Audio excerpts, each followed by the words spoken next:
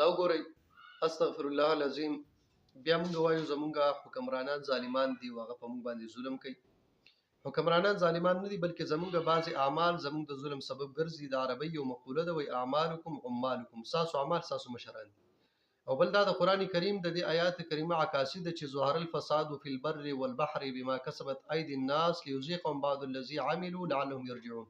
په دې بحر بر کې چې په دې انسانانو باندې کوم مصیبتونه او فسادونه ظاهریږي نو د دې اصل سبب هغه اعمال دي چې کوم اعمال دوی وکړي دي او د دې په سبب باندې دوی باندې موږ دغه قسم مصیبتونه د حکمرانی په شکل کې او یا په دې منګای په صورت کې په دوی راولو چې لیذیقهم بعض الذی عملوا لعلهم یرجعون. او دا د آیات کریمه بلوم دی چې وکذالک نولی بعض الظالمین بعضا بما كانوا یکسبون. دا خلق چې موږ په یو بل مسلط کوو دا په سبب د هغه اعمالو چې کوم دوی کسب کړي. په څومره صفایي سره دی حاجي صاحب دغه خپل ګاګ له دوکه ورکړې ده. الله جل جلاله دې زموږ اعمال